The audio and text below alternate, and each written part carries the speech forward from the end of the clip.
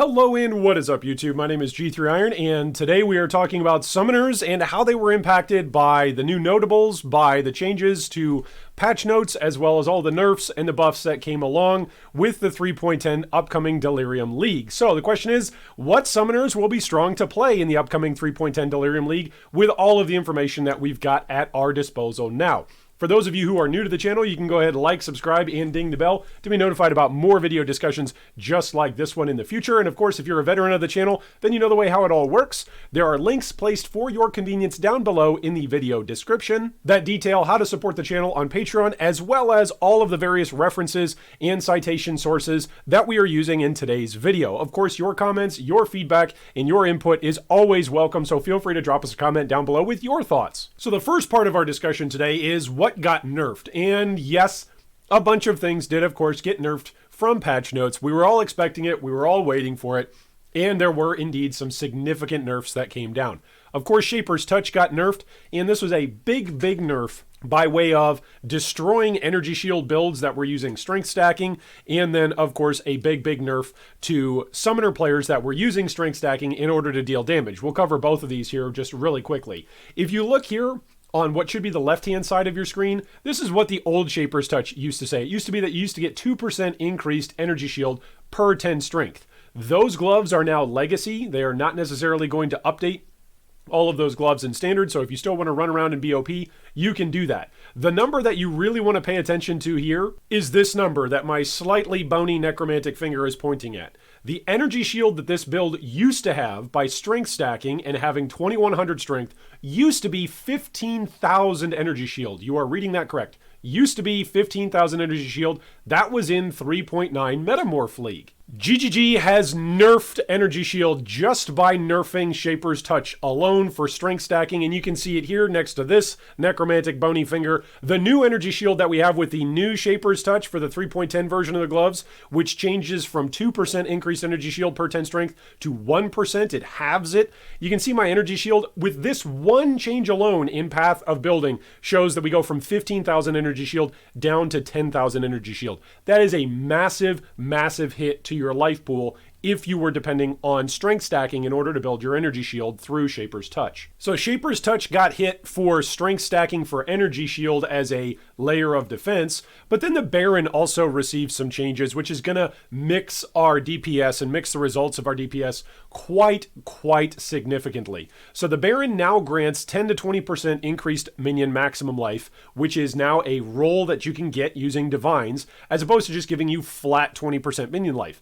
That in and of itself, if that's all they did to the Baron, then we wouldn't have anything to write home about, and there wouldn't be anything to discuss. Everybody would simply be playing Baron stacking health-based summoners. But the other change that they made to the Baron is +1 to maximum number of raised zombies per 500 strength, when it used to be 300 strength.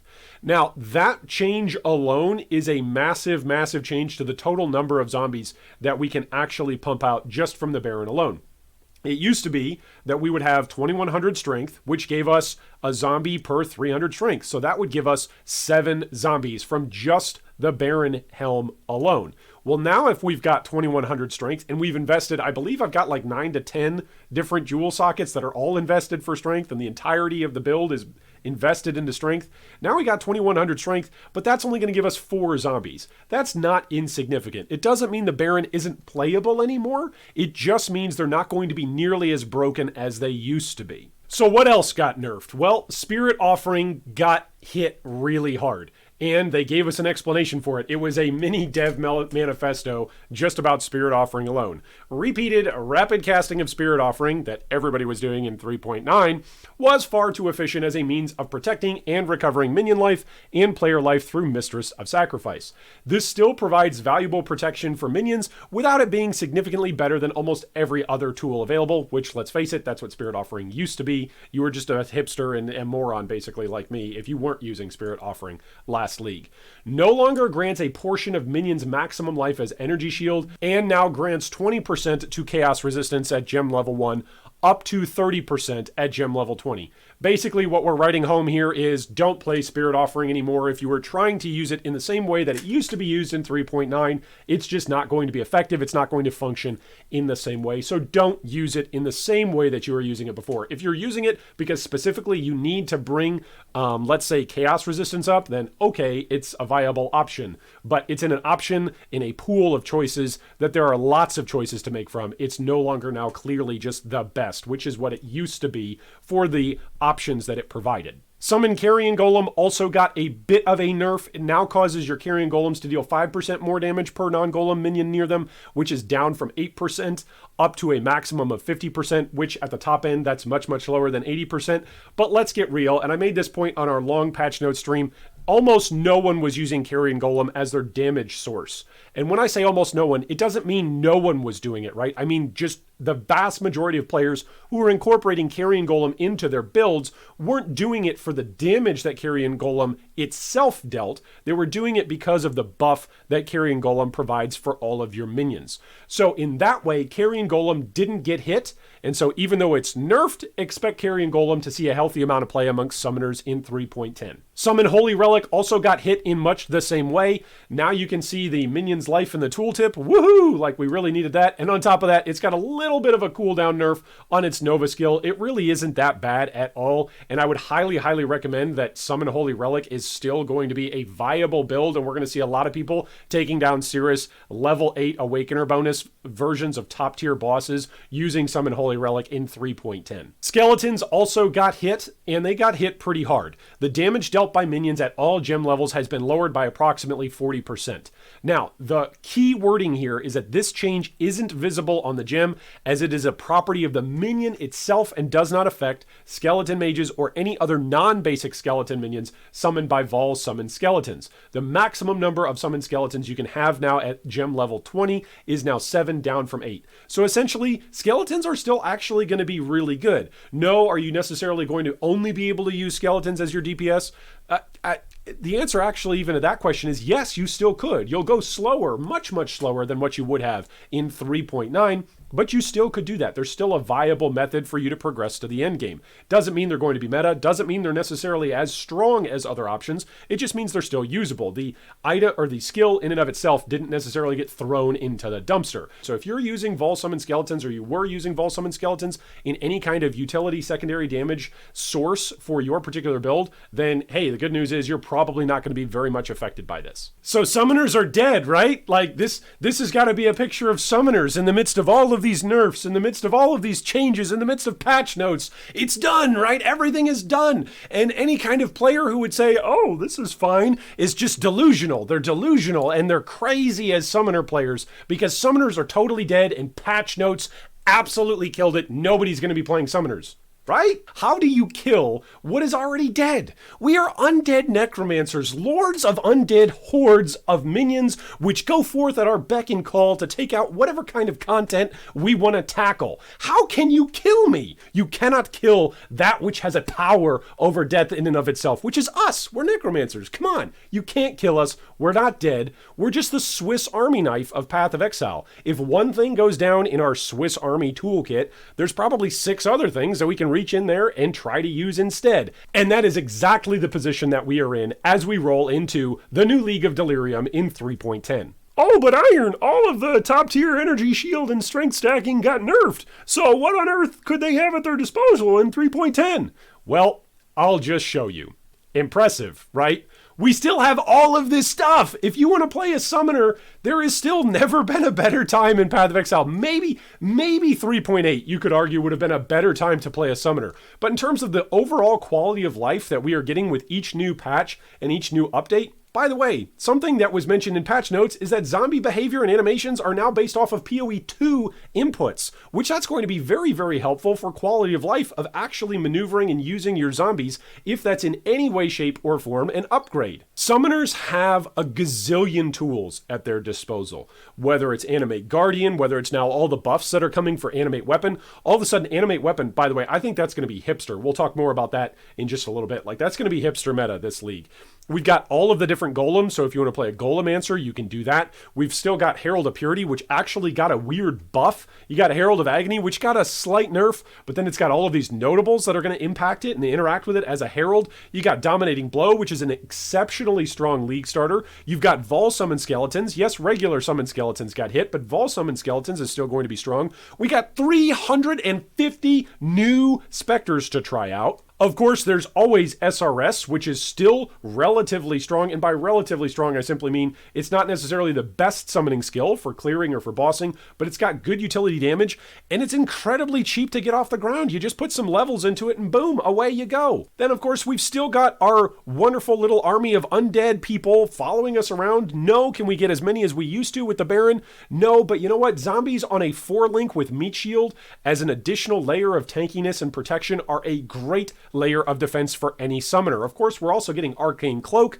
that's coming out in 3.10. And on top of all of that, we lost Spirit Offering, but we have Bone Offering, which for many of you who have never even heard of that because you've just been following meta builds, Bone Offering, if you're using Mistress of Sacrifice, it gives additional chance to block and recovery on block. We have a bunch of new passive nodes and a bunch of new ways to maximize block on your builds. Did you know, trivia for the day, the first time I ever killed Shaper was on a summoner build when I took all of the additional gear that I had paid tons of Exalted for clear speed and for damage. I took all that stuff off and I put on a bunch of junk, in my mind, junk that was really, really focused on defensive layers. One of the things was Bone Offering, and it helped me actually take down Shaper for the first time. Now, that was way back, that was literally years ago now, but nonetheless, the point still stands, regardless of whether it was years ago or present day. Summoners have got a gazillion different tools at their disposal,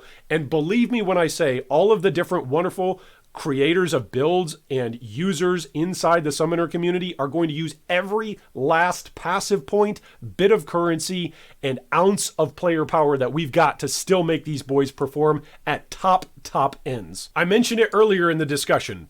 Summoners have got a whole bunch of new passive nodes that are going to be relevant for them. So in addition to all of the different skills that we've got, and by the way, I didn't even finish like all of the different skills that are available, all of the different minion abilities that are available, like Arakali's Fang and other stuff as well. Like there's so many minion stuff that's still out there and options. Like it's just ridiculous, right? There are plenty of options for summoners. And summoners have plenty of tools at their disposal in 3.10. For instance, Lone Messenger is one of the new key notables that we're going to be getting on our new expanded passive tree, which is, it says you can only have one Herald, 50% more effective Herald buffs on you, 100% more damage with hits from Herald skills, 50% more damage over time with Herald skills. Minions from Herald skills deal 25% more damage. Your aura skills are disabled. So essentially, while we're getting a hit onto things like Herald of Agony on the gem itself, if you're using something like Lone Messenger, you're going to see some of that nerf to the gem itself actually even out. Now, granted, your aura skills are disabled, so you're not going to be able to boost your Herald Crawler, or you're not going to be able to boost your Herald of Purity minions with other auras, so that's something to take into effect. Nonetheless, Lone Messenger is another factor. It's another tool in our toolkit as summoners in 3.10.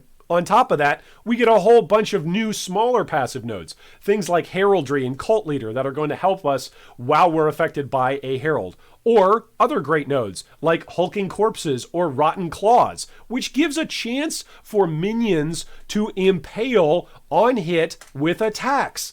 Impale is one of the most broken ways to scale your damage right now, and minions just gained another way to access that very broken skill mechanic, that very strong skill mechanic.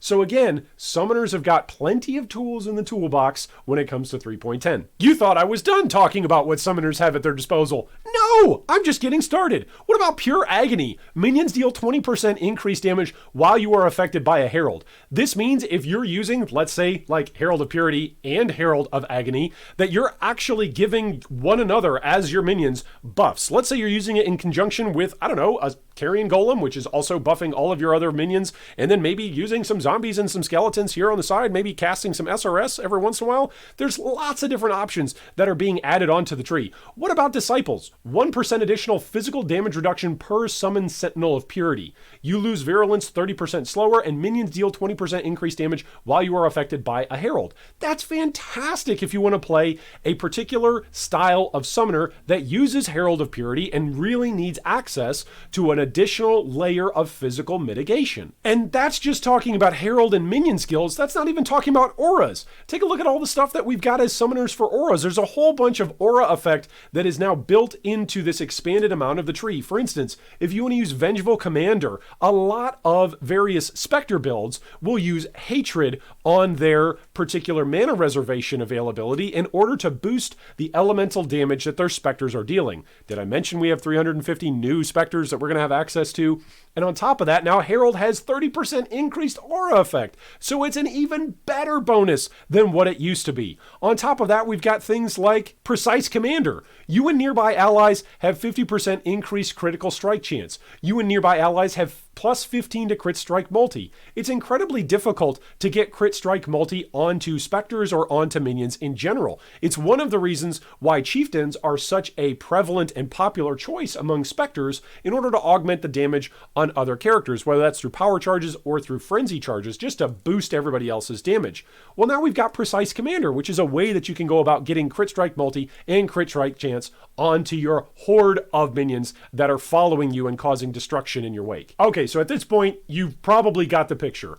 Summoners are still going to be strong in 3.10. They're not going to look the same as what they were in 3.9, and that's fine. For those of us who love playing summoners, for those of us who love league starting as summoners because they're dirt cheap to get off the ground, they just take minion levels and gem levels. That's all they really take. And you get minion levels from, well, a whole bunch of stuff now, and you get gem levels from naturally killing stuff in game. So play the game and your character will get stronger. A couple of specific predictions about what's going to be strong in 3.10. First off, Animate Weapon will be everywhere. I think a lot of players are going to be hipster about it and go, oh, Animate Weapon. I've heard that that's fun, but it's been crap forever, so I'm going to give it a shot. I will say that Animate Weapon in the past has been really, really tough to do. It's been really, really tough to build. And now that there's actually a multiplier, whoops, that was in the patch notes. They forgot to have the multiplier actually work on the gem. Now that there's actually a multiplier on the gem, I would highly anticipate a lot of players trying out Animate Weapon, especially for League Start, because of all of the different blade skills that now interact and create weapons for you. You don't necessarily need to carry an inventory of items with you into an area. Yes, Animate Weapon used to be that bad. You used to want to actually like carry around extra stuff to drop on the ground to then animate.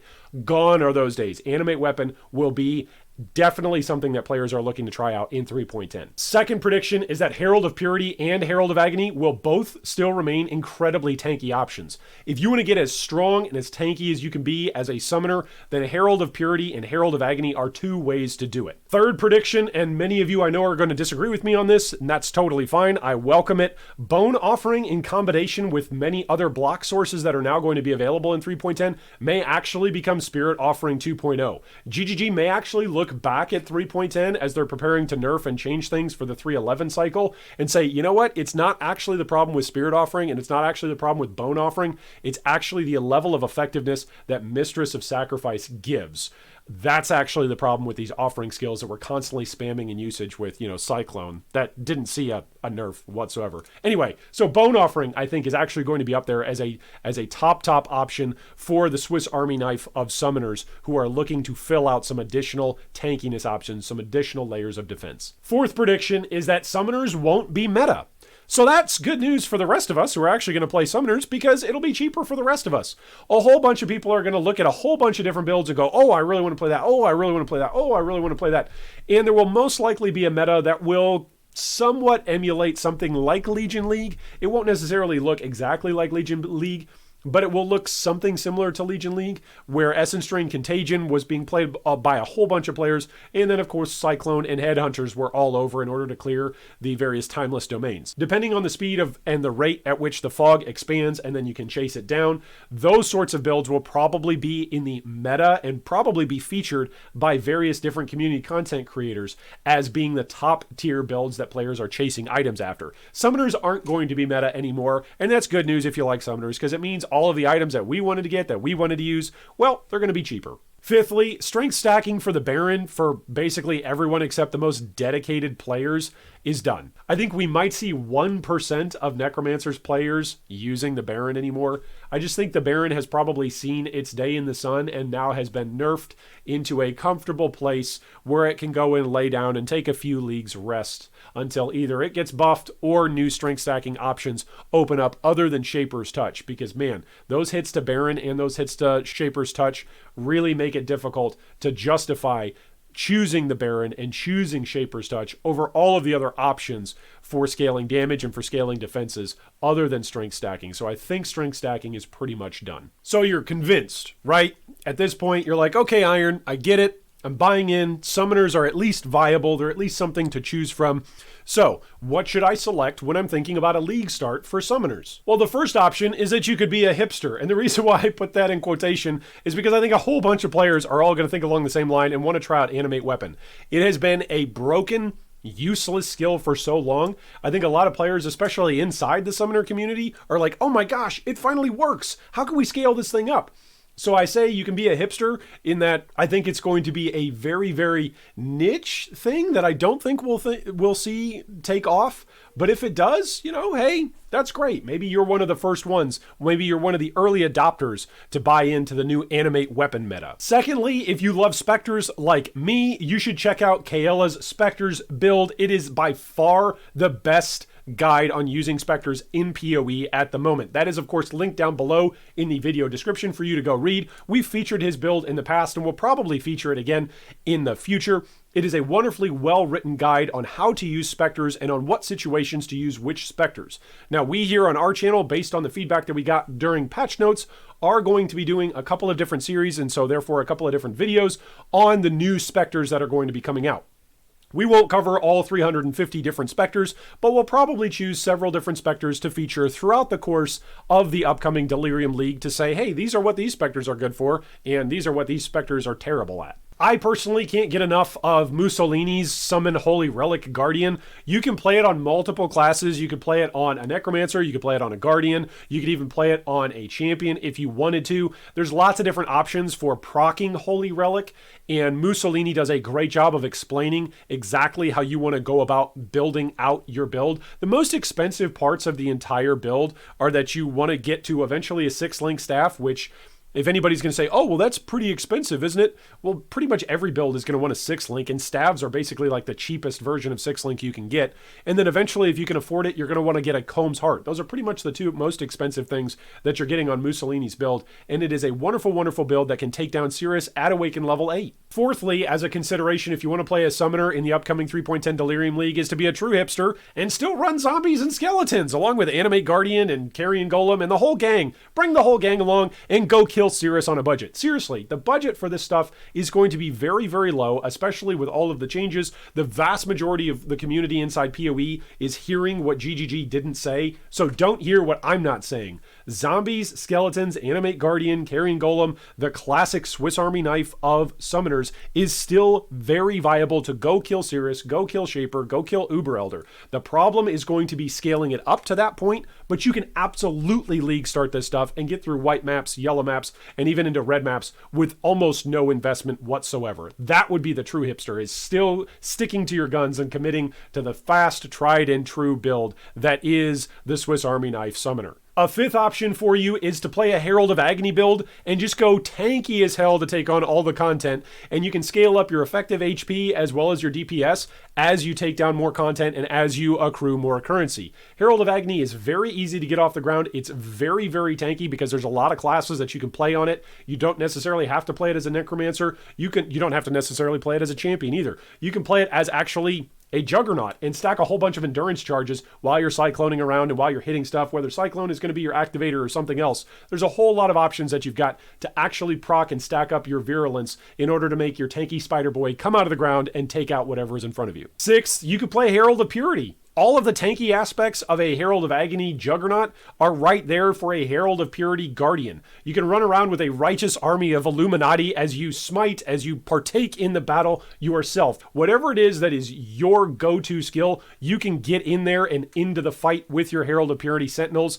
and be amongst the army as you charge and lead the way. Lastly, as a League Start Summoner, I feel like SRS always gets included at the very end of a lot of players' promotional videos about League Starts, and SRS is still really strong. It's still really cheap to get off the ground. You can play it as either Popcorn SRS or as self-cast with the SRS to actually float around and do damage. There's a couple of different options that you've got when you want to scale it and how exactly you want to fill out your tree. SRS is still very, very strong, and a lot of players, I feel like, sleep on SRS because they've either heard about, back in the day when SRS was meta and they've heard that it was nerfed and it's no longer as strong as it was. It's still fantastic as a League starter and takes almost no investment to get off the ground and get you into maps. All right, so I convinced you that summoners are out there and that there's plenty of different options for you as you select a summoner. Well, what class should you play? There's a lot of different options out there. Well, supposedly, the Necromancer got nerfed, and my face, as I was reading these nerfs, looked a little bit like the guy above my slightly balding forehead.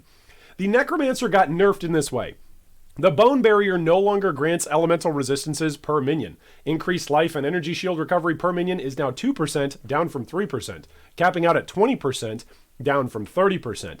But then Commander of Darkness actually got buffed. Commander of Darkness now grants you and nearby allies 30% to all elemental resistances, up from 20%. Now, here's why I was laughing. The reason why I was laughing is this Necromancer, the picture of this Ascendancy tree, is actually taken straight off of my POB for one of my characters. This is exactly the way how I used to build it. So essentially, you just get rid of Bone Barrier, and then you go over and you grab Mistress, and then you're using Bone Offering all the time, and you're blocking everything, and you don't even care. You don't care about damage coming through because you're blocking it. You've got lots of options about how you want to do things. If you want to scale up around corpses being around you, you can do that. Enemies actually deal less damage if you want to go with that route. And then, of course, your allies that are near you when there's a corpse around also deal more damage. Or you can go the Essence Glutton way if you want to be recovering more of your mana and more of your ES. So there's lots of options for how you want to play this particular Ascendancy. My particular version of Necromancer basically got buffed, and I just need to move some things around so that way I can go use Cyclone and make sure that I got a bunch of block chance from Bone Offering. If you're not that excited about playing a witch and you'd rather cosplay as a slightly bald, angry man who likes to scream at children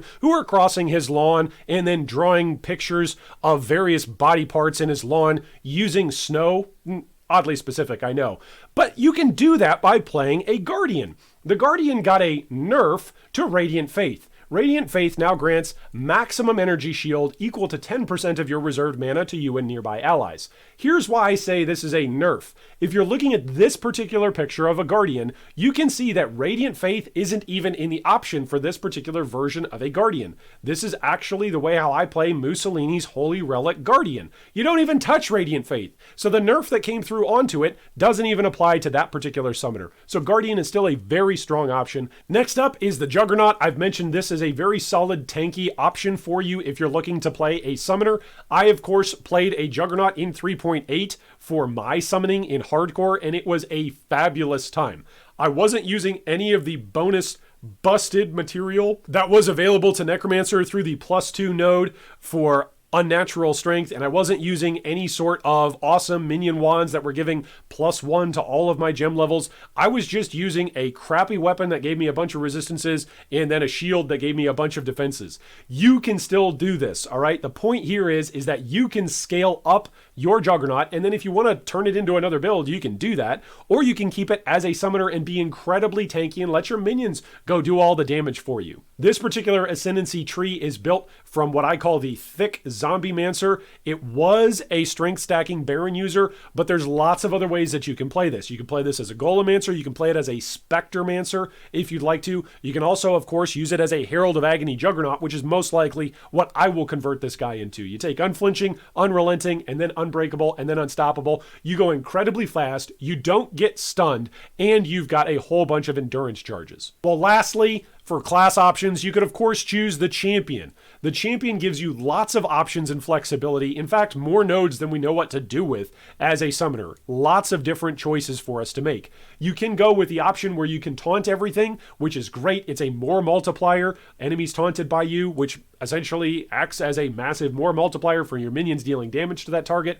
Also, you can just make sure that you have Fortify and increased Fortify effect, which can be very, very tough and tricky for summoners if they're more on the glassy side of things, which early on in a league when we don't have a ton of gear, many of us are. So if you just constantly have Fortify, you don't have to worry about shield charging into a pack and that pack accidentally exploding you in order to trigger your Fortify effect. You just have Fortify all the time and you can stay relatively back while your minions go and take everything out. Of course, you can go with Inspirational, which gives you a whole bunch of increased effect of non-curse auras from your skills. So if you're just looking to boost up your minions by way of leveling up auras, Inspirational is a great way to go. And then on top of that, you and nearby allies also have increased movement speed, which who doesn't like getting free additional movement speed in their early game characters to get started and to build up a pool of currency and maps as you progress your way through the Atlas. It's a great option. So by the end of today's discussion, I guess whichever Kermits out there are in the audience, rather than saying, "Oh, Iron, I thought summoners were killed on patch notes," I guess hopefully now some of those Kermits are saying,